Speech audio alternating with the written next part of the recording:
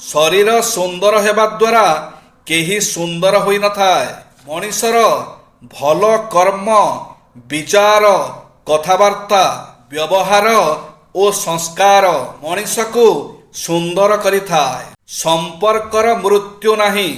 मनीषर स्वभाव व्यवहार अहंभाव एहाको मारी दिए।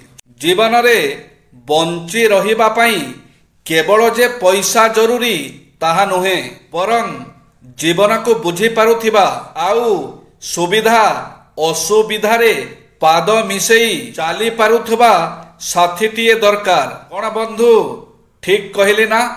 केउठी चुप रहिबा आवश्यक। भोजन करिबा समय रे, शारीरिक संपर्क रखिबा समय रे, स्नान करिबा समय रे, काहा दुख रे उपस्थित थिला बेले, मल त्याग करिबा समय रे, सत्संग करिबा समय रे, जदि आपणक पाखरे पर्याप्त धन रहिछि तेबे चुप रहिबा आवश्यक। आपणक विचार सुचिंतित हेबा उचित। किछि नुआ करिबाकु हेले कष्ट तो उठाइबाकु ही हेबो। अधिक किछि नुहे, मात्र एक डायरी लेखिबाकु पड़िबो। दिन सारा जहा किछि नुआ देखिले बा शिखिले ताकू डायरी रे नोट करी रखंतु। एमिति केते थर सान ओ बड़ मानंक ठारू केते शिक्षा पाई थाउ। तांक सह कथाबार्ता कला बेले किछि भल शब्द किंबा भल शिक्षा लाभ करू, जहा कि परे आमे व्यवहार करि पारिबु। केबे केबे कम अनुभवी साथी भी भल प्रस्ताव देई पारे। आत्मविश्वासर अभाव ही अंधविश्वास को जन्म दिए। संभवतः आपण शुणिथिबे संसार रे अधिकांश साप विषहीन अटंती, तथापि प्रतिवर्ष हजार हजार लोक केवल भयरे ही मरी जाती।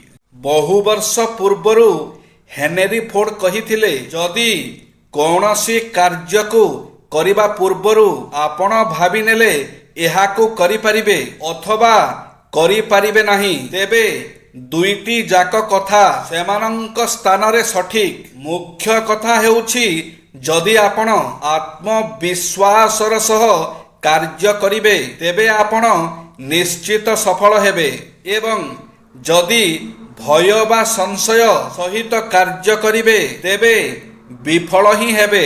एही आत्मविश्वास आसिब केउठु? सकारात्मक विचार किछि परिमाण रे विश्वास दिए, किंतु असली भरोसा तो भीतरु ही आसी थाए। निज सामर्थ्य प्रस्तुति ओ विश्वासरु। विश्वासर जादू। विश्वास सेही पक्षी अटे जो पक्षी सूर्य उदय पूर्वरु अंधार राति रे ही आलोकर अनुभव करि पारिथाए एवं गीत गाइबाकु लागि जाए। जे सफल हेबा पई आवश्यक पदक्षेप, जणे भल अन्वेषक हुअन्तु। सबु काम को तुरंत करिबा पई अभ्यास हासिल करंतु। स्वीकार करिबार मनोवृत्तिर विकास घटान्तु। निरंतर शिक्षा कार्यक्रम रे भाग नियंतु। सदा सर्वदा शिखिबार अभ्यास चालू रखंतु। सकारात्मक स्वाभिमान कर्षण करंतु। नकारात्मक प्रभाव ठारू दूरेई रुहंतु। जेउ कार्यटी करिबा निहाती जरूरी सेही सबु कार्य को आपणे नियंतु। एक सकारात्मक मनोभाव नेई दिनर कार्य आरंभ करंतु। तुरंत इच्छा पूर्ति। आमे सबु बेले वर्तमान पाई बंची थाउ, भविष्यत पाई नुहे।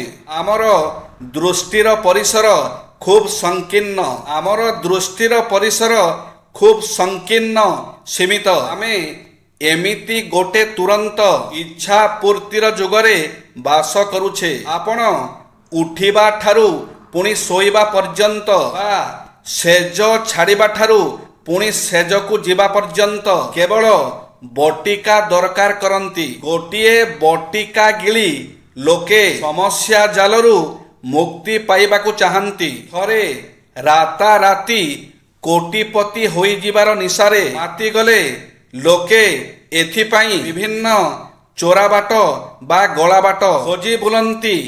ଏବଂ ନିଜର ସାଧୁତା ଓ ମୂଲ୍ୟବୋଧ ସାଙ୍ଗରେ ପାଲିସ କରିବାକୁ ପଛାନ୍ତି ନାହିଁ। ହଠାତ୍ ବଡ଼ ଲୋକ ହେବାର ସ୍ୱପ୍ନ ହିଁ ଏବେ ଲଟେରୀକୁ ଏକ ଲାଭଦାୟକ ବ୍ୟବସାୟରେ ପରିଣତ କରିଛି। ମନେ ରଖନ୍ତୁ ଯେ ତୁରନ୍ତ ଇଚ୍ଛା ପୂର୍ତ୍ତିରେ ବିଶ୍ୱାସ ରଖୁଥିବା ଲୋକେ କେବଳ ସାମୟିକ ଆନନ୍ଦ କଥା ହିଁ ଭାବିଥାନ୍ତି, ପରିଣାମ କଥା ଜମା ଚିନ୍ତା କରିପାରନ୍ତି ନାହିଁ। ଅତି ଶସ୍ତାରେ ମିଳିଯାଉଥିବା ଖାଦ୍ୟକୁ ଏବେ ଲୋକେ ସୁଷମ ଖାଦ୍ୟ ବୋଲି କହୁଛନ୍ତି। ଏଭଳି ଲୋକମାନେ ଜନ୍ମଦିନ ପାଳନ କରିବାକୁ ଚାହାନ୍ତି ନାହିଁ, କେବଳ ଅଧିକ ଉପହାର ପାଇବା ଉପରେ ହିଁ ନିଘା ରଖିଥାନ୍ତି। ଜୟ ଶ୍ରୀ ଜଗନ୍ନାଥ।